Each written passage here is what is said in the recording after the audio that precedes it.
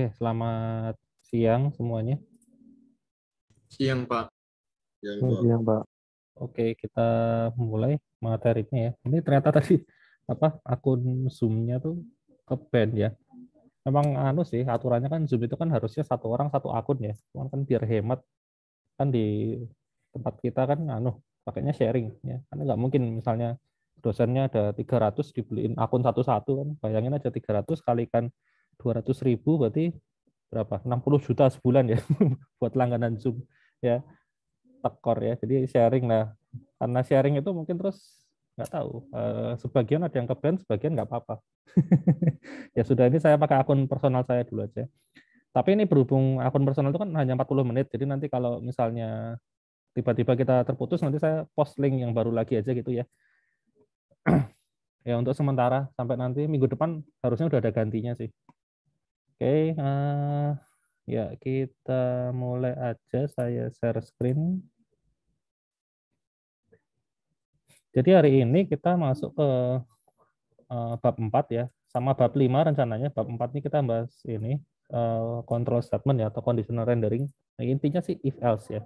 If else gitu. If bla bla bla maka ngapain gitu ya. Terus nanti yang bab 5 itu looping ya. Ya ini kayak belajar programming dari basic ya. Cuman ini programmingnya kita implementasikan untuk foo langsung ya. Gitu. Jadi sebenarnya foo itu memang sih membuat supaya halaman HTML kita itu bisa ada logiknya gitu. HTML kan nggak bisa dikasih if else, looping kan harusnya nggak bisa, tapi pakai foo ya kita bisa menanamkan ya mengimplementasikan itu tadi if else dan looping di codingan HTML gitu. Nah pertama-tama dari ini dulu aja, control statement ini sebenarnya lumayan gampang ya. Ada sintaks namanya VIF ya. VIF ini bisa dipakai dimanapun ya. Dan kondisi di dalamnya adalah true or false ya, sama kayak if statement biasa ya, true or false. Nah di sini kan VIF sama dengan aktif ya.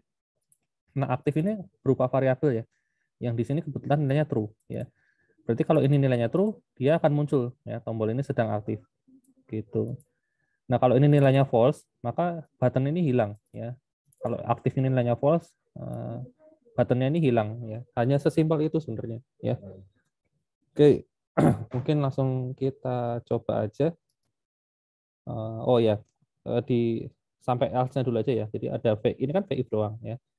Jadi kalau nilainya true, tombolnya muncul, kalau enggak ya dia hilang gitu kan. Lalu ada lagi VIF sama VElse, ini sepaket ya. Jadi habis VIF, VElse ini hanya bisa dipasang tepat setelah VIF ya. Jadi kalau setelah VIF ini di bawahnya ada elemen lain, ini pasti error ya. Jadi VElse ini harus dipasang tepat di bawahnya VIF gitu. Nah kalau kayak gini, itu kalau misalnya ini tombolnya dipencet ya, aktifnya ini nilainya true, maka tombolnya ini nongol ya. Tulisannya tombol sedang aktif. Tapi kalau aktif ini nilainya false, maka yang muncul adalah yang ini, yang VElse ya, tombol sedang tidak aktif gitu. Jadi VIF ini bisa dikasih VElse juga ya, gitu. Terus bisa juga dikasih else if ya. Nah, ini juga bisa. Nah, ini percabangan 3 ya. Contohnya ini untuk nilai ya. Nah, di sini juga bisa kasih ini ya, kondisional kayak gini ya. Kalau nilainya di atas 60, maka skornya baik. Kalau nilainya di atas 30, ya berarti cukup. Kalau di bawah 30 ya berarti yang kurang ini ya. Nah, kayak gini juga bisa. Ya. Jadi kalau di sini nilainya saya kasih 50, otomatis di sini akan masuk ke yang ini ya, ke sini ya. Ke yang bawah, karena kan di sini dia tidak memenuhi ya. Apakah nilainya di atas 60? Jawabannya kan enggak. Terus turun ke yang ini ya. Apakah nilainya di atas 30? Kan ternyata betul. Ya, berarti ini ya, nilainya cukup. Gitu.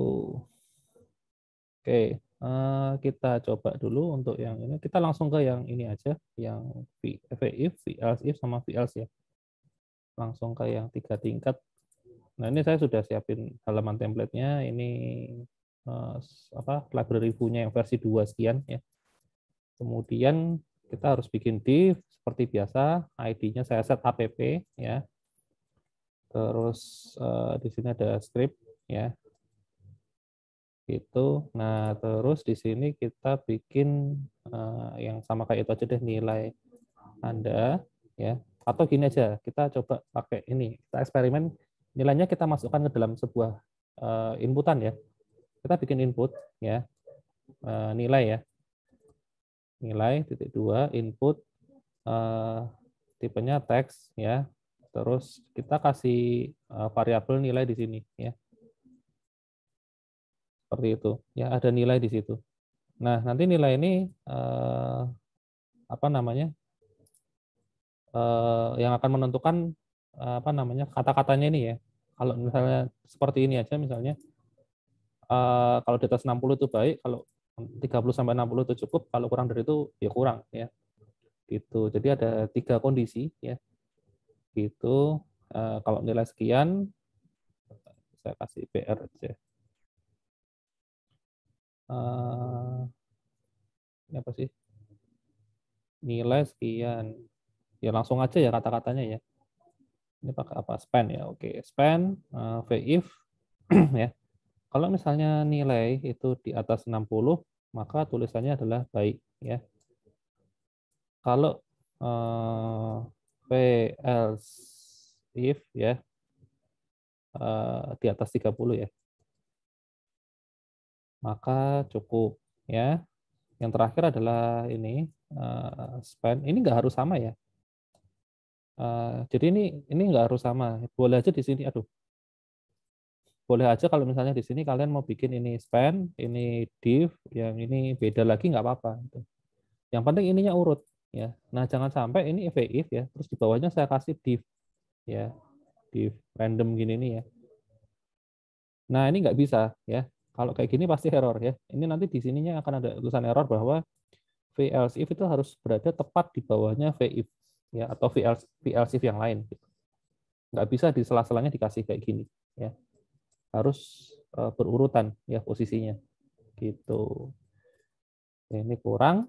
Kemudian saya implementasikan foo-nya ya. Elemennya app, kok warnanya enggak mana? Oh, sorry. Salah tempat. Scriptnya di sini ya. Nah, makanya kok warnanya enggak berubah. Oke. Terus apa namanya? It's data ya. Saya return nilai ya. Nilainya 0 ya. Defaultnya saya kasih 0. Berarti nanti di sini harusnya muncul defaultnya 0. Oke, sekarang kita coba.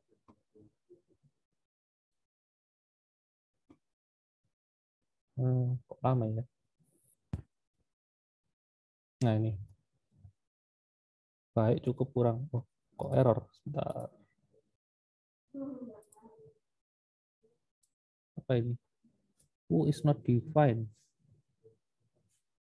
Oh, sebentar. Internetnya bermasalah kali. Ah iya, internetnya bermasalah. Jadi library ininya nggak berhasil ke download. Nah ini setelah saya refresh baru bisa. Ya. Oke, ini nilainya 0 ya, statusnya kurang. Sambil kita bandingin sama elemennya di sini ya. Nah di sini hanya muncul salah satu aja ya, yaitu kurang doang. Ya. Jadi yang nilainya baik sama cukup dia nggak ada. Ya. Kalau saya naikin nilainya 100, nah jadi baik ya. Nah ini berubah. Ya. Ini 100, jadi langsung baik gitu. 50, 150, nah cukup ya. Gitu. Gampang ya, cuman gitu doang. Pakai apa? If statement di foo ya cuman kayak gini aja. If terus else if else ya. Gitu. Tinggalnya dikasih kondisinya mau kayak gimana ya. Sama kayak programming biasa ya. Ini bisa lebih besar, lebih kecil, sama dengan ya. Terus apalagi ya di modul ada nggak ya? Oh nggak ada. Ya sama kayak ini, sama kayak sintaks programming biasa ya. Lebih besar, lebih kecil, sama dengan ya kayak gitu. Terus ya ini cukup sih kayak gini. Nah biasanya apa namanya VIF itu dipakai paling mudah itu untuk bikin login ya. Jadi kalau statusnya sudah login, ya halamannya loginnya nggak muncul gitu. Terus tapi kalau ternyata dia tidak login, maka halaman loginnya muncul ya. Bentar, saya tuh lupa di sini saya ada latihannya. Oh iya, nanti latihannya kita praktekin aja ya untuk yang login ini ya. Oke, sekarang kita lanjut dulu ya. Ini udah cukup jelas ya untuk yang apa if statement ya. Karena cuma kayak gini aja. Ya, nggak ada yang aneh-aneh sih sebenarnya. Ini bisa ditambahin lagi sih kalau mau ya. Kayak misalnya di tempat kita ya, nilainya kalau di atas 85 itu dapatnya A ya. Terus saya turunnya langsung ke B aja ya, di atas 75 itu B ya. Terus di atas 65 itu C ya. Ini kalau mau berlapis bisa ya. Saya cuma mau nunjukin itu doang ya. C itu di atas 55 ding. Ya, 75 bener nggak sih? 75 tuh B plus ya. B itu 70, sorry. Ya gini. Lalu kalau di atas 45 itu D ya. Else-nya berarti E. Nah, ini kalau mau dibikin berlapis juga bisa ya. Jadi else if-nya itu bikin banyak ya, tinggal bikin kayak gini aja ya. Ini juga bisa. Nah, kalau 0 tuh E, nah 100 dapat A, terus 80 dapat B, ya 70 C, terus 60 masih C ya, 50 D kayak gitu. Ini ya kalian lihat ya, ini otomatis di render ulang hanya di bagian ini aja ya. Nih, kelihatan ya bedanya. Nah, ini kan gitu. Gampang kan? Gampang. Sepele ini ya. Bayangin kalau pakai JavaScript biasa nggak bisa sesimpel ini ya. Langsung di HTML-nya dikasih if else gini kan nggak mungkin ya. Oke, berikutnya adalah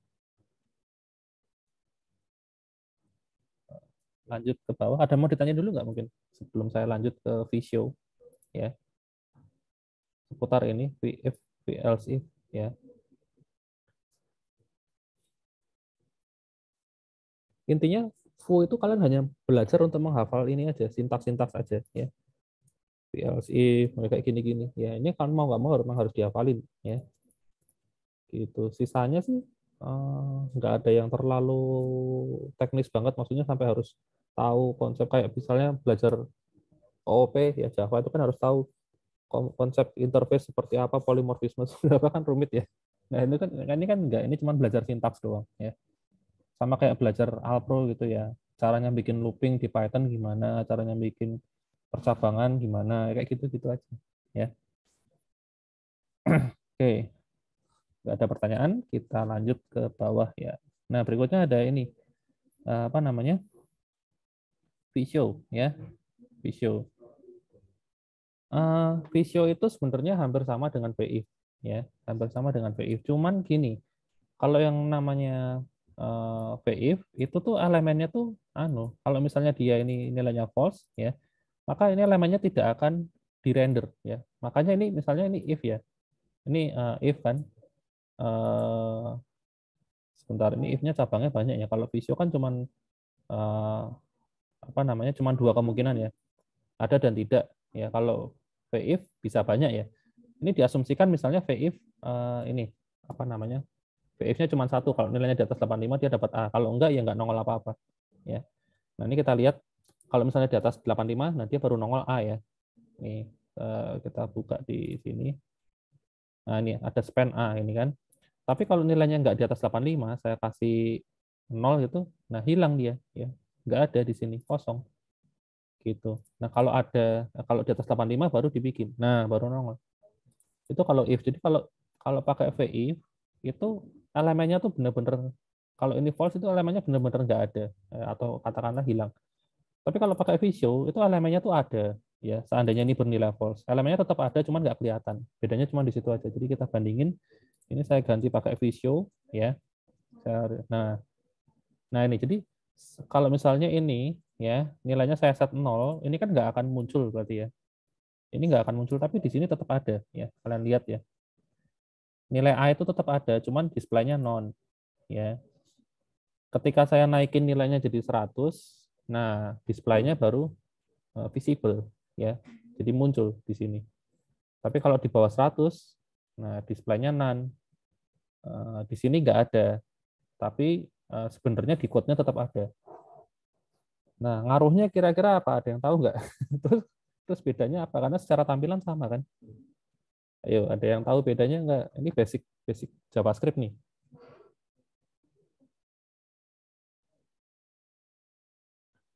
Ada yang tahu bedanya?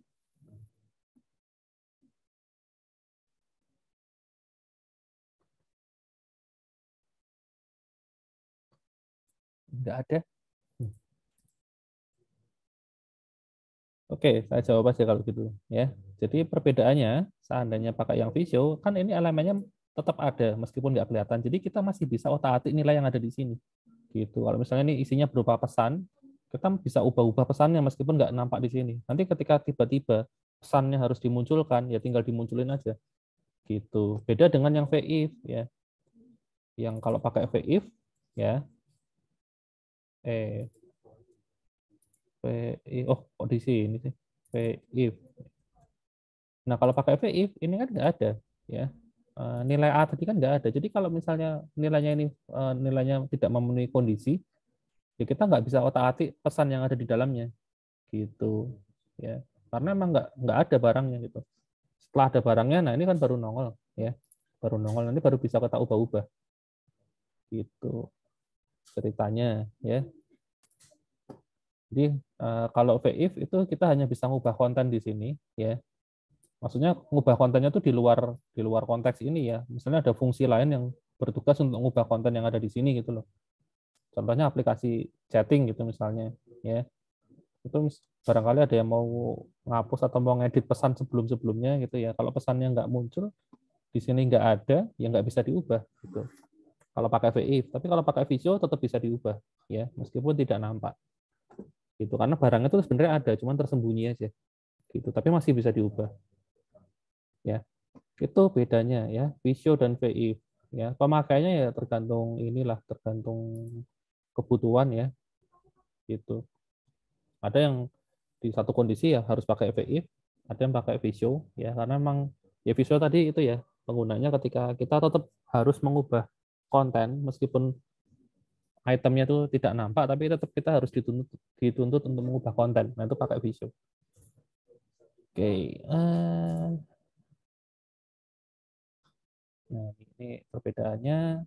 Nah latihannya sekarang kita coba bikin halaman login. Nah ini paling gampang untuk mengimplementasikan ini VIF. Jadi di sini ada dua kondisi ya. Pakai div aja saya, karena kan login kan isinya agak panjang ya. Saya pakai div,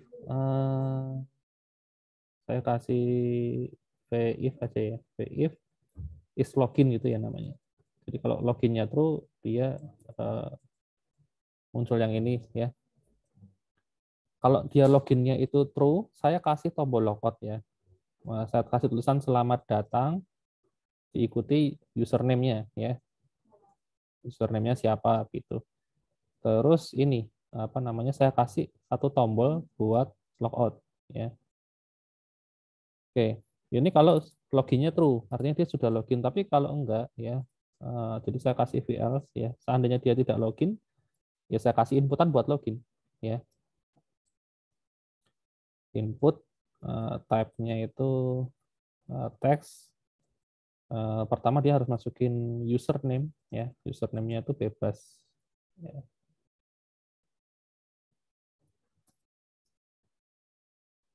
Sama saya taruh di bawah. Saya copy, satunya password ya. Tuh.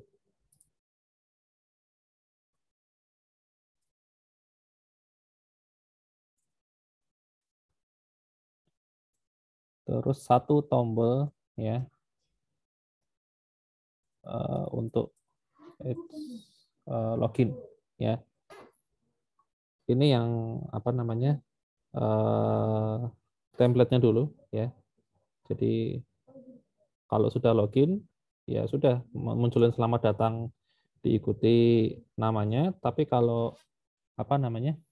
Kalau belum login ya dikasih halaman login. Gitu. Terus kita siapin di sini variabel-variabel yang diperlukan ya. Variabel yang diperlukan itu ada pertama username jelas ya. Username-nya default-nya itu kosong aja ya. Kayak gini. Lalu password juga harus kita kasih ya. Terus apa lagi username, password. Oh, sama ini variabel islogin ini ya. Ini juga harus ada ya. Islogin default-nya false ya. Ya masa orang buka website tahu-tahu udah login kan ya nggak mungkin ya. Nggak mungkin.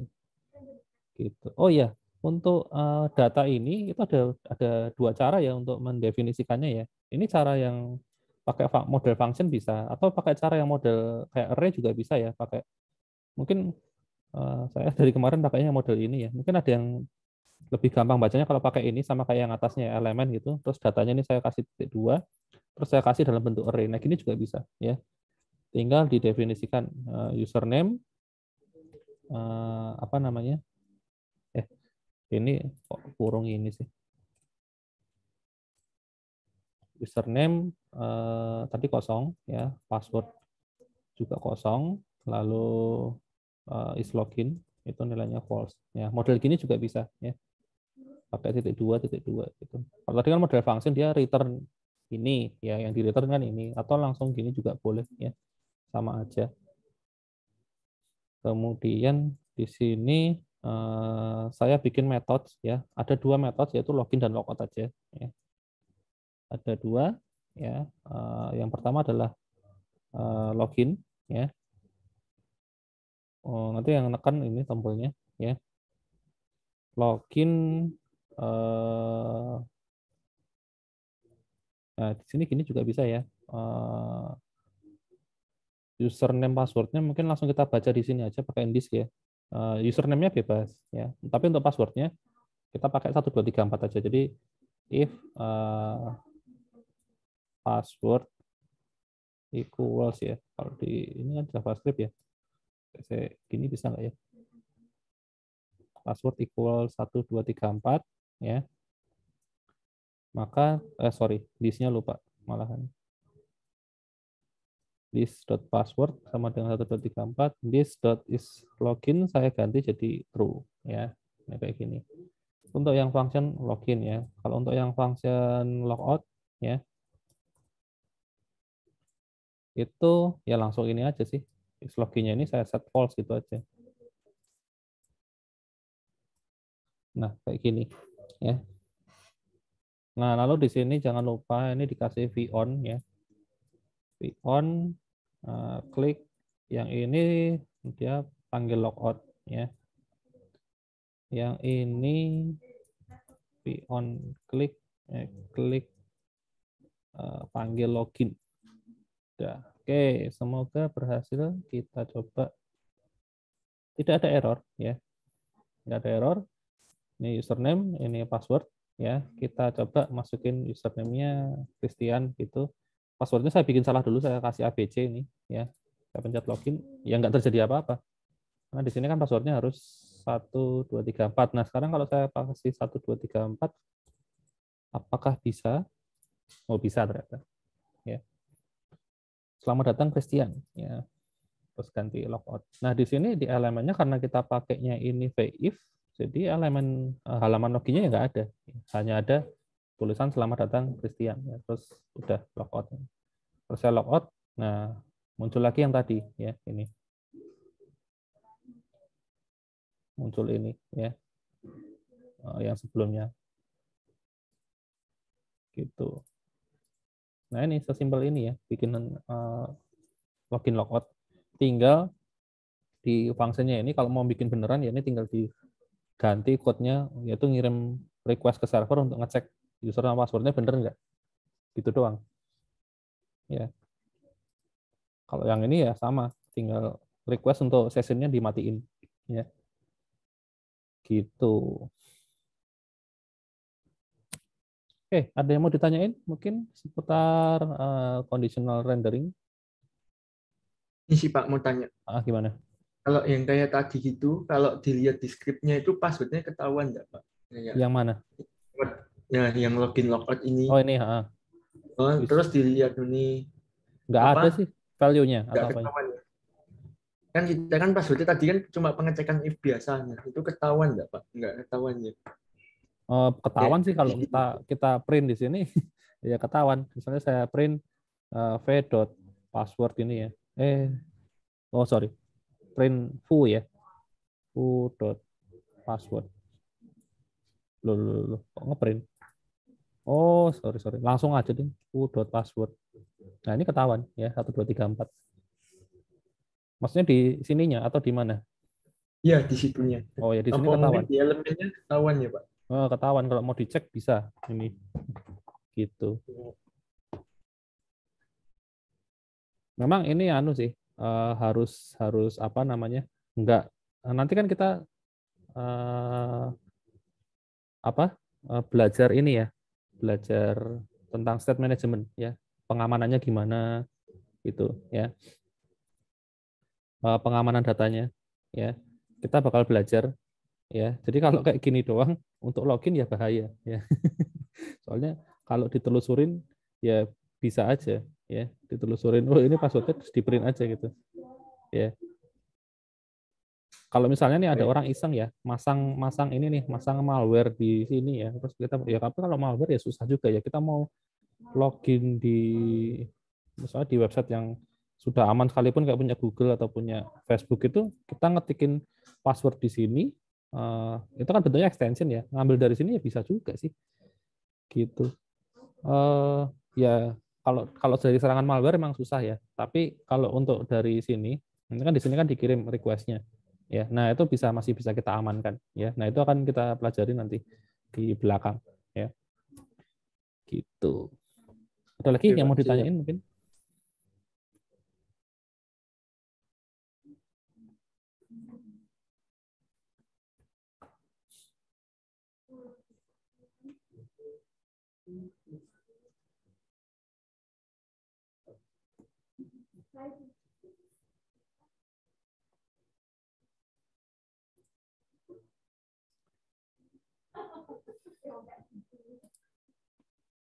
Ada? Oke, kita lanjutin kalau gitu ya. Sekarang kita masuk ke bab berikutnya ya, list rendering. List rendering ini sebenarnya ya intinya looping ya, loop statement. Jadi ini dipakai ketika kita sudah punya data, ya kita tuh punya data, ya jumlahnya banyak, pakai array biasanya ya. Terus ini apa? Kita mau ngeprint ya, biasanya di printnya tuh bentuknya pakai list ya, ULLI itu loh, ya. Jadi pakai ULLI. Nah, misalnya bikin list seperti ini ya, tomat, wortel, kol dan seterusnya ya. Biasanya, tapi kalau mau pakai div juga bisa sih. Ya, pakai div juga bisa. Gitu. Nah, loop statement, nah kalau yang ini sintaksnya sedikit lebih rumit ya. Jadi ini pakainya v-for ya. V-for terus formattingnya seperti ini ya. Jadi items ini adalah variabel yang kita punya ya, bentuknya array ya, bentuknya array. Harus array kalau ini ya, harus array gitu.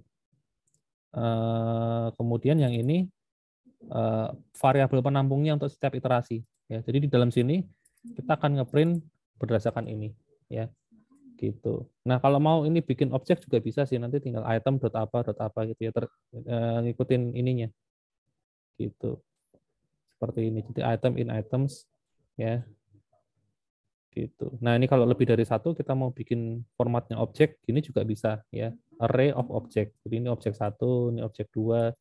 Nanti di sini tinggal apa? Di printnya tinggal item dot atributnya gitu. Nah ini contohnya jadi seperti ini ya. Gitu. Nah, kalau misalnya kita di tengah-tengah itu kita ubah datanya ini, item sini kita ubah datanya, itu otomatis dia akan render ulang ya. Listnya itu akan berubah gitu.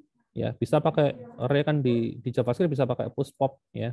Bisa pakai push sama pop gitu di JavaScript ya. Nah, kalau kita tambahin ya ke render ulang ya nambah, kalau kita kurangin ya menghilang gitu. Terus Nah, ini kalau mau nambah data ya. Mau nambah data ini di sini ada jumlah sama namanya ya. Kalau di sini kalau ketika diklik langsung di-push ya. Jadi untuk event handling itu kalian nggak harus panggil method ya. Source code-nya kalau kira-kira hanya satu baris langsung ditulis di sini juga bisa ya. Ini variabelnya di-push, jumlah sama namanya dimasukin ya. Itu bisa ya. Gitu. Kalau cuma butuh satu baris, tapi kalau lebih dari satu baris sebaiknya dibikin function. Meskipun di sini juga bisa dikasih titik koma, tapi dibaca nggak enak banget. Ya. Jelek banget kalau dibaca. Ya. Jadi sebaiknya tetap dibikin model function. Ya. Seperti itu. Nah, hasilnya seperti ini. Nah, kita mungkin coba langsung, kita coba dulu pelan-pelan ya. Untuk yang ini kita ngerender aja data statis dulu. Mana tadi? Oke, ini saya hapus. Kita pakai UL sama LI aja biar rapi ya. Atau pakai ini aja, pakai div juga bisa sih kalau mau agak beda. Ya, ini juga bisa. Kemudian di sini metodenya saya hapus dulu. Ya, datanya hanya ada satu. Misalnya saya pakai mahasiswa gitu aja ya. List mahasiswa ya. Saya bikin array of object aja ya. Ada nama ya, misalnya Agus ya. Lalu name-nya 712001 ya. Koma saya print, saya copy 3 kali ya. Name-nya bedain dikit. Ini Agus, ini Budi Chandra ya. Nah, di sini saya tinggal pakai v-for ya. V-for itu tujuannya adalah untuk mengulang elemen ini yang dikasih v-for ini loh. V-for ini tujuannya untuk mengulang elemen yang dikasih v-for ini sebanyak data yang kita punya ya. Jadi kalau kita punya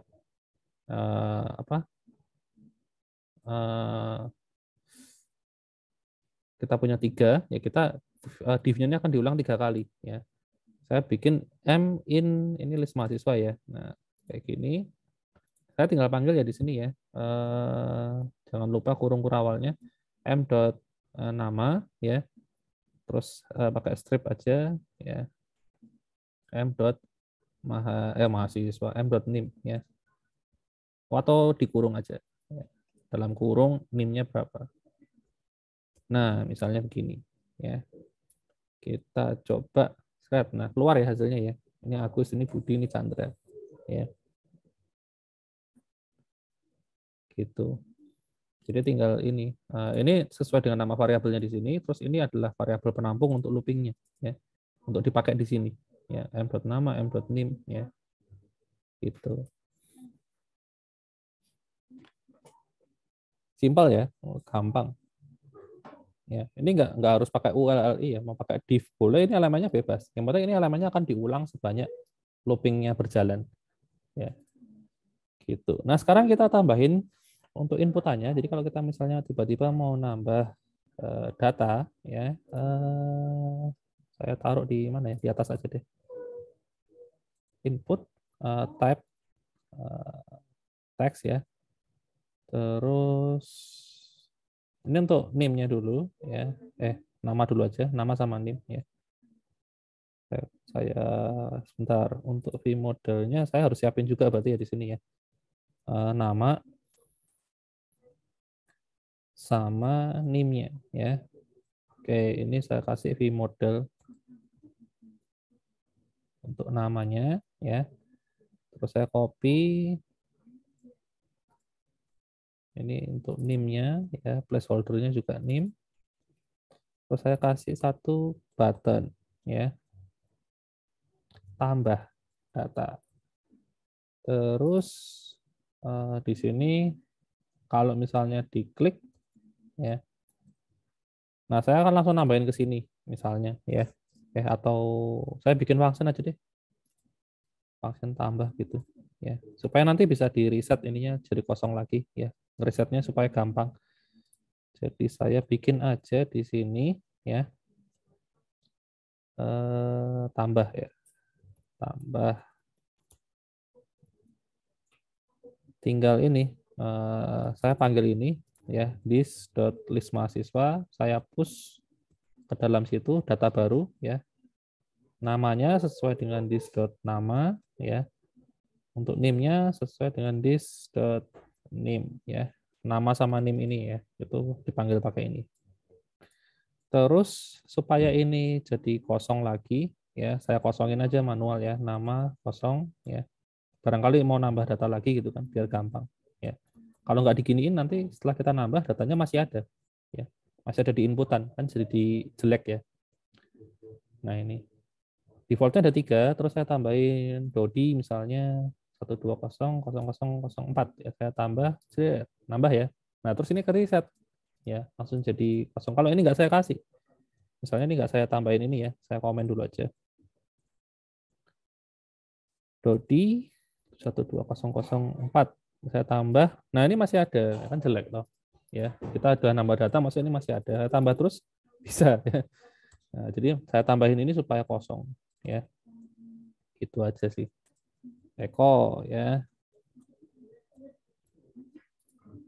Tambah 1 2 3. Nah, bisa ya. Itu pakai ini ya. V4 ini ya, nampilinnya data ya, harus tipenya harus array ya, harus array ya. Di JavaScript memang nggak ada tipe data yang lain-lain sih ya, ya adanya cuman array gitu doang ya, sama objek ya, karena di sini tipe data biasa pun juga nggak ada kan, integer string kan nggak ada di JavaScript ya, kita nggak pernah definisiin ini integer ini string, enggak ya, cuman adanya yang primitif tuh ya paling angka ya, integer itu bilangan bulat, terus untuk pecahan itu double, string itu untuk teks, udah itu aja ya. Kalau dari sisi collection ya cuma ada array sama objek aja gitu. Oke, nah ini ya kita nampilin biasa ya. Nah, berikutnya kita kalau mau apa namanya filtering bisa ya, biasanya ini dipakai untuk searching ya, itu bisa ya. Ini kita akan mengenal sebuah apa ya, sebuah parameter baru ya, namanya computed ya, computed gitu. Ada parameter baru ya, ini bisa dipakai untuk filtering data. Jadi misalnya kalau mau searching contohnya ya, kalau searching kan kita nggak nampilin semua, misalnya hanya nama yang mengandung karakter tertentu aja ya, itu bisa ya. Sebenarnya yang dulu sih kita, yang minggu lalu juga kita sudah belajar searching ya, tapi searchingnya kan pakai ini, pakai kita looping terus kita cari satu persatu ya, pakai for di sini kan. Kemarin kan kita searching apa sih kemarin tuh yang malah error itu, awalnya error karena ternyata kita salah pakai VON ya, VON-nya harusnya yang key up ya, malah pakainya yang key down ya. Key down itu ternyata inputannya belum masuk ya, terus kita ganti jadi key up gitu. Nah, untuk filtering bisa juga kita pakai ini ya, ada cara baru ya, pakai ini computed ya, computed gitu ya. Kalau pakai computed ini kita bisa bikin kayak semacam ini, filtering data ya, filtering data, terus datanya mau difilter berdasarkan apa. Nah, ini kalau contoh di modul ini apa ya, ini apa namanya, kan angka ya, angka, terus ini saya bikin fungsi untuk apa, filtering untuk bilangan genap aja. Nah, rumusnya begini, number.filter selama ini di modulus 2 sama dengan 0, maka dia dibalikin gitu. Jadi ini langsung dibalikinnya dari sini ya, seperti itu. Nah, terus waktu dipanggil di sini otomatis sudah ke filter ya. Nah, terus bedanya sama yang sebelumnya apa? Nah, ini sudah ada penjelasannya ya. Jadi kalau kemarin kita searching ya pakai metode ya, metode sama komputer ya sebenarnya sekilas sama ya, karena komputer juga pakainya function ya. Tapi di bagian kalau kita pakai komputer itu hanya akan dirender ulang ketika ini istilahnya apa ya, ada dependensi reaktif. Dependensi reaktif itu adalah variabel yang terkait ya, itu mengalami perubahan. Jadi variabel yang terkait di sini itu apa misalnya? Ya ini kan function komputernya namanya even number. Dia butuh variabel numbers. Nah, ketika variabel numbers ini itu mengalami perubahan isi, maka ini akan dijalankan ulang. Ya, komputer ini akan ke-trigger. Beda dengan yang kemarin. Kemarin itu triggernya dari tombol ya, dari ketikan ya, dari event on key up ya. Jadi meskipun ini angkanya ini berubah, tapi kalau trigger on key up-nya nggak ada, ya ini nggak akan di-refresh gitu loh. Bedanya di situ. Ya. Jadi cuma masalah perbedaan trigger aja gitu. Jadi yang segala variabel yang ada di dalam komputer ini, kalau variabelnya berubah, ya maka function ini akan dipanggil ulang. Intinya gitu. Ya, function ini akan dijalankan ulang. Jadi karena function ini dijalankan ulang, maka listnya ini akan di-generate ulang. Gitu. Itu kalau pakai yang komputer ini, ya. Tapi kalau pakai metode kemarin kan metode kan harus ada triggernya. Triggernya berupa bisa klik, bisa ketikan dan lain-lain. Ya, gitu. Jadi cuma masalah itu aja sih bedanya. Ya, tapi basically sama-sama kita intinya bikin function di sini. Ya, gitu. Cuma pakai ini aja. Ini function biasa sebenarnya ya. Function biasa terus kita mau balikin datanya seperti apa. Gitu. Balikinnya ini ya, harus berupa array juga ya intinya kembalinya karena dia aksesnya pakai ini, pakai array gitu. Ya sebenarnya ini nggak hanya dipakai untuk V4 sih, untuk variabel biasa juga bisa aja sih kalau mau ya komputer. Nanti kita di belakang akan lebih banyak mainan yang seperti ini ya supaya efisien gitu. Terus ini mungkin nggak usah kita demoin ya, nanti bisa dicoba aja karena cukup pendek kok ya. Karena masih ada berapa halaman? Oh, cuma sampai sini doang. Oke. Terus nah ini juga apa namanya? Ada lagi yang namanya key ya, sintaks key ya. Jadi key itu apa namanya? Semacam apa ya? Semacam ngasih ini penanda ya. Item ini key-nya apa gitu loh. Key-nya apa? Jadi misalnya kita set ya di sini yang jadi key itu adalah item.id ya. Aduh, aku pencet malah buka website ya.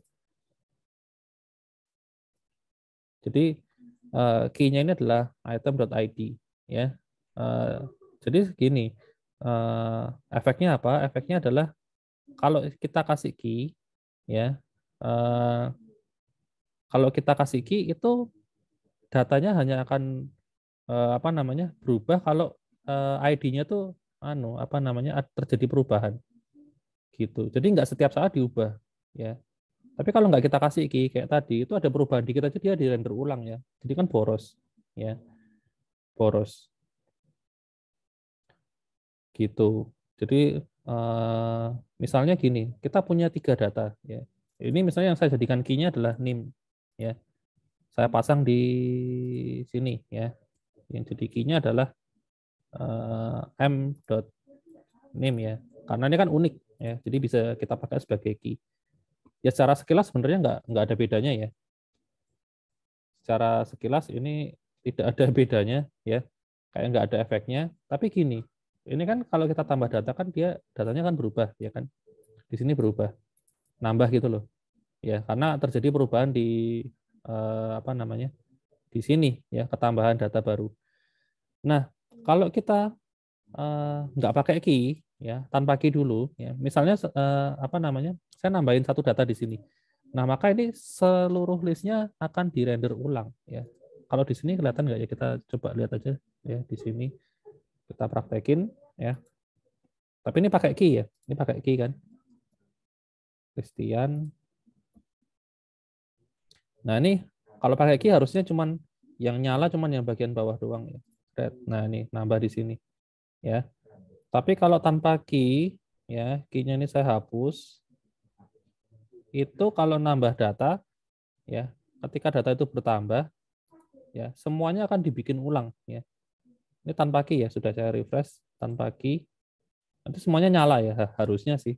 Kalau ininya browsernya cukup responsif ya bisa nunjukin enggak ya tetap ya. Tapi di sini mungkin nggak kelihatan ya, tapi di balik itu sebenarnya ketika kita nambahin ini akan semuanya akan dirender ulang dari nol ya.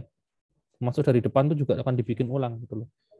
Nggak hanya yang paling bawah. Itu kalau tanpa key ya, key-nya hilang itu ketika saya nambah data itu semua dirender ulang ya, ditulis dari nol gitu. Itu kan secara komputasi boros ya, secara memori ya. Tapi kalau saya tambahin key seperti ini, ya maka ketika ada perubahan, misalnya ini saya tambahin data baru, ya data ini aja ditambahin, yang lama tetap nggak dirender. Yang dirender cuma yang paling bawah. Demikian juga kalau ini ada yang hilang, misalnya yang Budi ini hilang, ya ini cuma geser ke atas aja, udah gitu. Tapi nggak dirender ulang, ya paham ya bedanya? Bedanya lebih dari sisi komputasi di belakangnya, jadi nggak kelihatan, ya gitu. Itu pakai key. Jadi sebaiknya selalu pakai key kalau bisa, ya. Kalau itemnya ini unik, nggak mungkin kembar, pakailah key. Kalau ini ngambil dari database pasti ada primary key kan. Nah itu kalau ada primary key-nya pasang di sini ya, wajib gitu ya supaya lebih efisien aja. Ya, tapi kalau datanya itu cuma data nggak tahu dari mana dan memungkinkan terjadi duplikasi, ya nggak usah dikasih key, malah nanti bermasalah. Ya, gitu. Karena key itu syaratnya harus unik. Ya,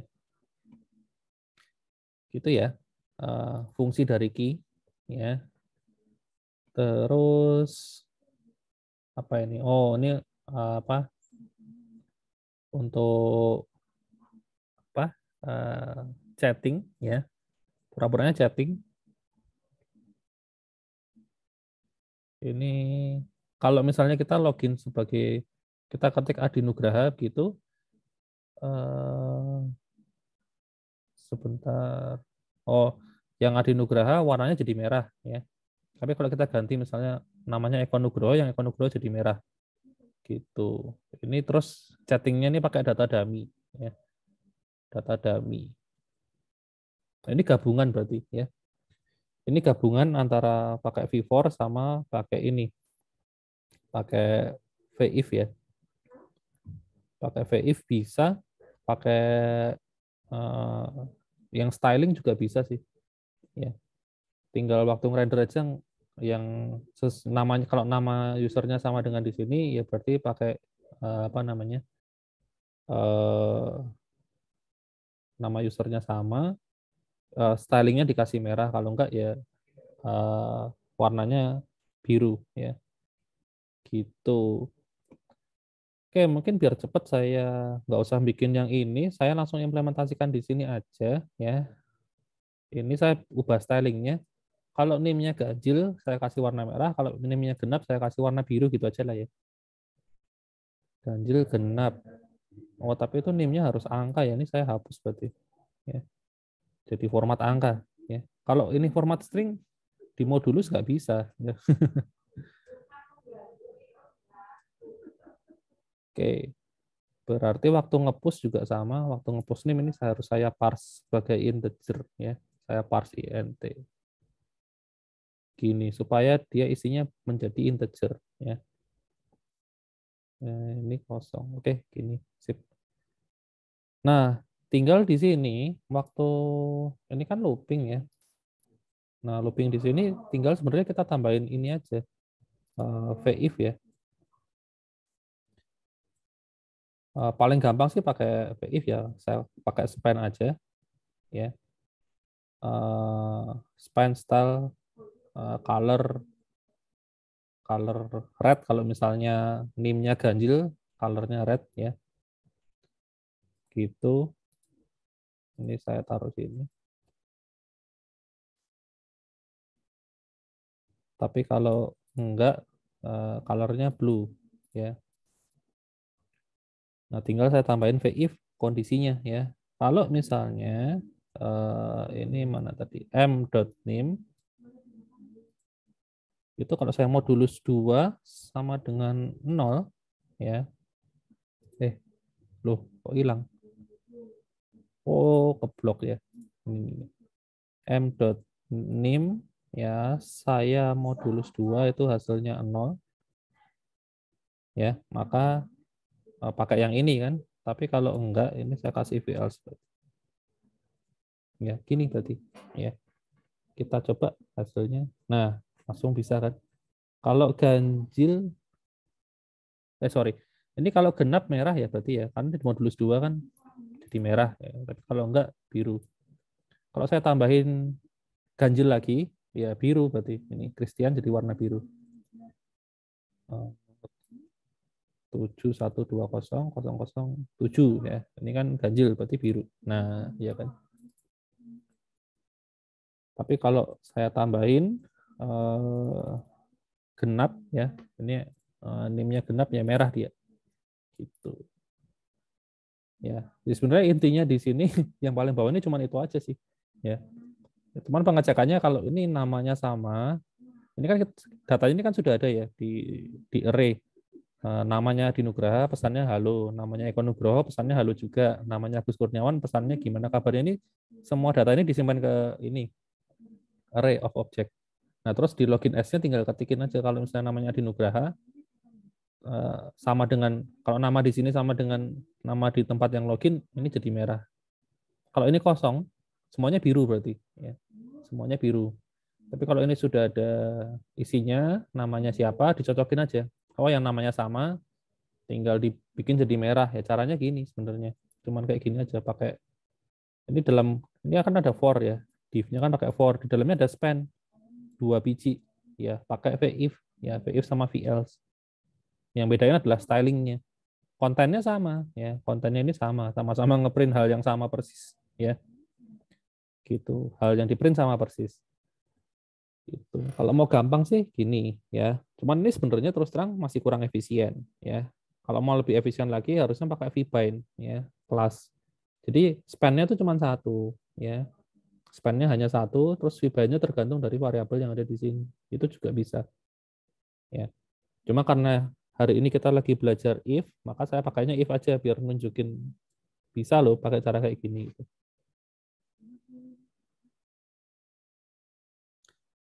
Oke, ada yang mau ditanya dulu nggak sampai di sini?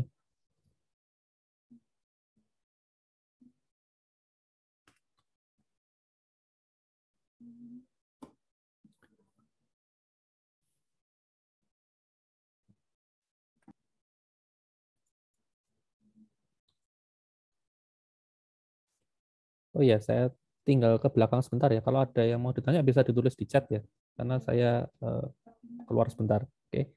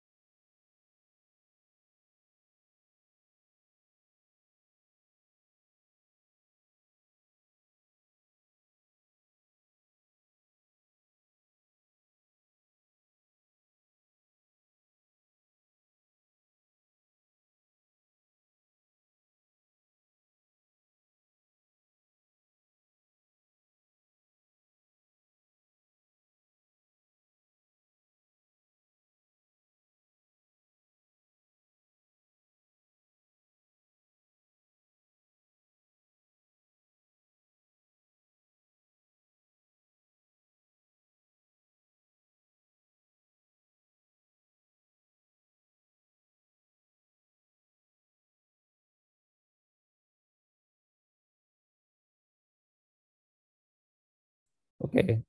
Oh, ada yang nanya ternyata ya. Misi Pak, kalau misalnya pengecekan dalamnya ada pengecekan lagi jadi bertingkat itu lalu strukturnya seperti apa? Oh, anu ya. Apa?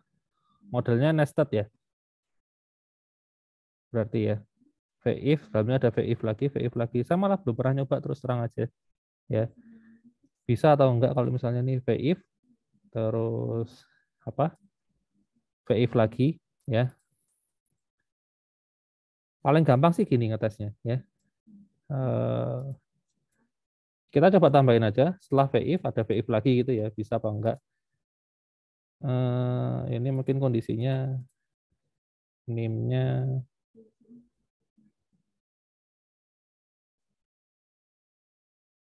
nah ini ya, saya tambahin ini.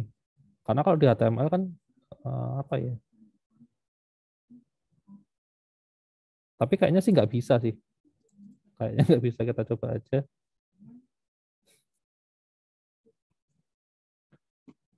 Oh, bisa ternyata. Ya, bisa. Di dalamnya Pak, maksudnya Pak. Di dalam gimana? Oh, di dalam Jadi span-nya ini. kan, iya Pak. Oh, kalau di dalamnya malah kayaknya nggak bisa deh. Itu malah Nggak bikin bisa ya. VIF baru itu jadinya. Oh, Gitu. jadi misalnya pengecekan pertama situasi A, yuk. Kondisi B itu pengecekan lagi kalau situasi A dah lulus gitu loh Pak. Oh, ya kayak gini caranya. Tapi kalau di dalamnya malah bukan kayak gitu. Kalau di dalam ini VIF-nya ini lolos, ya sama Baru aja deh. Oh ya bisa juga nih di dalamnya. Benar. Gini ya, tapi ya bisa aja. Tapi ini sebaiknya ada pembungkusnya lagi pakai div gitu. Kalau ini langsung dimasukkan ke dalam sini kan berarti kan ininya elemennya ini bakal kena ini kan stylingnya kan. Ya gini juga bisa sih. Bisa juga tapi span-nya ini itu akan kena styling yang ada di atasnya. Nah, itu kan jadi kacau nanti ya. Gitu. Itu barusan sama yang ini sebenarnya sama, ya, sama. Gitu. Cuman yang ini stylingnya itu terpisah. Jadi yang stylingnya ini nggak akan berdampak ke yang sini. Tapi ini strukturnya ya gini. If gini kan, ini kondisi, terus kayak gini kan maksudnya kan. iya Pak. Nah, itu kayak gitu strukturnya. Ini. Itu sama dengan yang ini. Kalau mau dipindah dalam ya sama, ya. Sama aja. Gitu. Berarti kalau yang apa if else yang pertama lulus itu baru cek lagi if tuh biar di luar semua if-nya tuh terus gimana Pak? Kalau itu kan di Nah, dalam. yang jadi problem adalah else-nya. Ini else-nya dari yang sini atau else-nya dari yang sini, bener kan? Iya Pak. Ya, kalau kayak gini, ini else-nya yang sini berarti. Ya, kalau dimasukin dalam tadi bisa, ya. Kalau dimasukin dalam, nah else-nya ini berarti itu punya yang ini, gitu. Teman, kalau kayak gini, ini span-nya ini itu akan kena styling yang ini. Jadi sebaiknya kalau mau bikin kayak gini itu harus dibungkus div dulu, ya. Ada div, ya. Kayak gini. Nah, div-nya ini yang luar itu ditaruh ke sini gitu loh. Nah, yang dalam baru supaya ini apa namanya? Sebentar. Ini div. Jadi VIF-nya ini dipasangnya ke sini, ya. Yang luar ini nah jadi begini, ya. Nah, ini baru bisa kayak gini. Gitu. Ini juga harusnya sama sih. Ya kan sama kan. Nah, kayak gini. Strukturnya lebih bagus yang begini, ya. Akan lebih baik yang kayak gini. Jadi kalau ada yang bertingkat itu dibungkus dulu aja pakai div, terus ininya ditaruh di luar, ya supaya span ini tuh nggak kena yang ini tadi loh.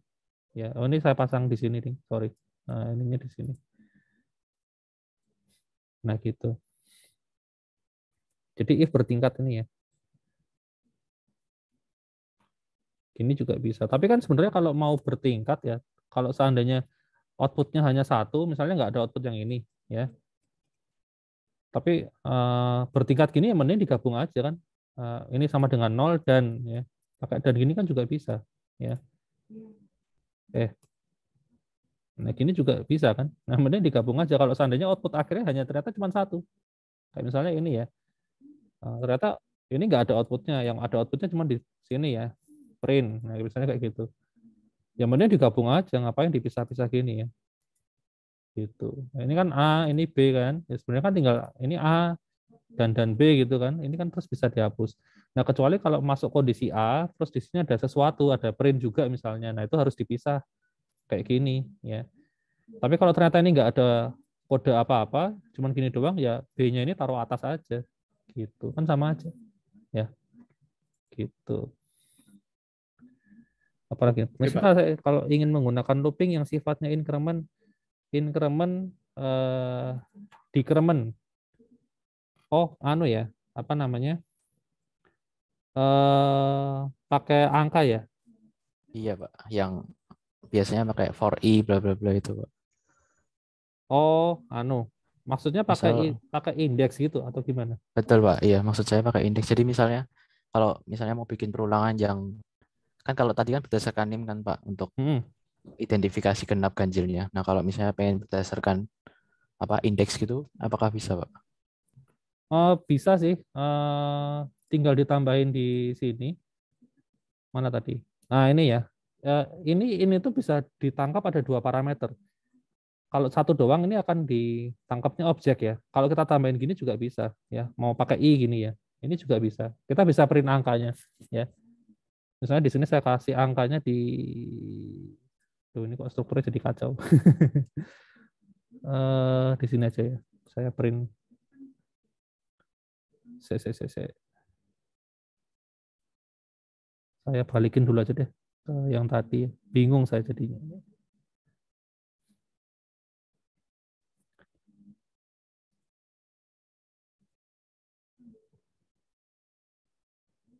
Oke, ini ya. Saya bikin ada indeks i-nya gitu ya, indeks atau indeks lah ya. Terus di sini dikasih indeks gitu. Ini juga sama.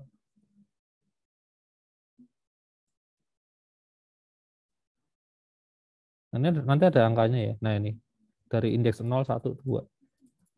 Itu kalau mau mainan i ya paling kayak gini caranya ya, pakai diambil aja 2 item sama indeksnya ya. Gitu.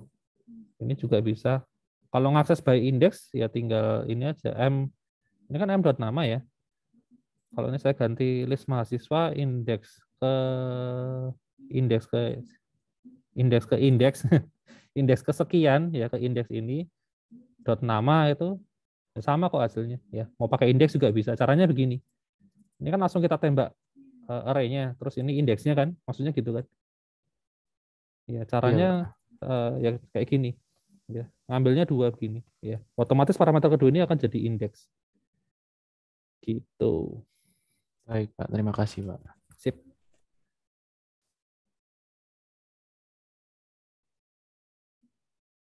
Ada lagi mungkin yang mau ditanyakan?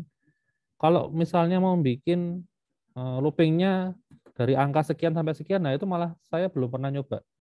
Misalnya looping dari 0 sampai 100 gitu ya, itu saya malah belum pernah lihat. Karena biasanya looping ini dipakai untuk ngelooping variabel sih. Gitu. Kalau ngelooping angka doang, ada nggak ya? Coba kita cari foo v4 range ini ya.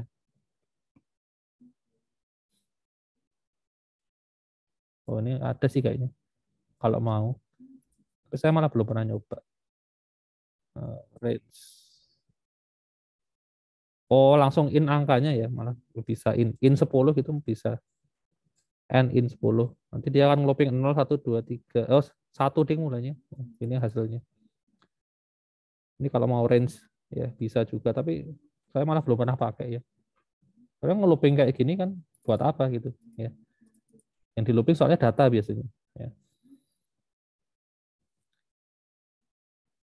Gitu. Ada lagi mungkin yang mau ditanyakan?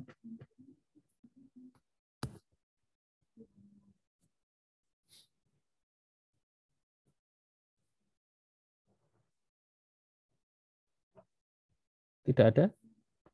Masih aman, Pak. Mantap, masih gampang ya. Wah. Nah, minggu depan Itu baru yang agak susah nih. Wah, kita sudah masuk part 2, modul sistem. Ini kita sudah masuk ke SPA ya, siap-siap aja ya. Nah, ini kita sudah mainan komponen ya. Ya gitulah pokoknya. Jadi, nah untuk basicnya sendiri kalian sudah harus menguasai ya. Ini ya, sampai V4 ini paling enggak kalian sudah paham ya. Sintaks-sintaksnya begitu. Kalian nyobain latihannya ini sudah bisa ya. Paling enggak sudah jalan ya, baru kalian bisa ngikutin yang untuk minggu depan. Kalau basicnya ini kalian masih belum kuat, kayaknya agak kesusahan ya untuk yang minggu depan, karena ini benar-benar kalau sudah masuk SPA ini kita udah enggak, bentuknya aja udah enggak kayak HTML biasa gitu ya. Bentuknya agak ini agak ekstrim ya gitu. Karena kita sudah modelnya ini ya pakai project ya, full project, pakai full CLI ya. Oke, ya sudah, kalau nggak ada yang ditanyakan. Oh iya, untuk kuisnya saya masih belum sempat nyiapin ya, karena masih banyak sekali pekerjaan ya. Nanti mungkin langsung saya kasih aja berapa ya, 3 minggu ke depan itu untuk mengerjakan mulai dari yang pertama ya, gitu. Tapi nanti saya kabarin lagi ya, karena ini banyak sekali deadline ya awal tahun ini.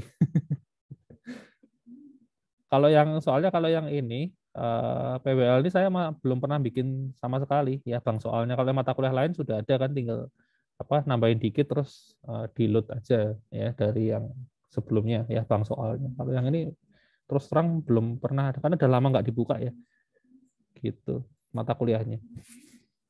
Oke, ya sudah kalau gitu kelas kita Permisi, sampai ya gimana? izin bertanya untuk RPS berarti belum di-upload ya Pak sepertinya. Oh belum ya? Iya belum.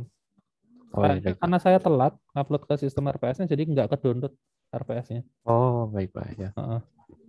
Gitu. Baik Pak, terima kasih Pak. Oke, kalau ya yang ini memang saya telat sih nguploadnya. Karena kemarin downloadnya tuh serentak ya, per tanggal berapa ya, Februari tanggal 21 kalau nggak salah. Nah, yang setelah itu kayaknya nggak. Nanti saya upload manual aja. Ya. Gitu. Ada lagi Baik mungkin? Pak, terima kasih. Ibu.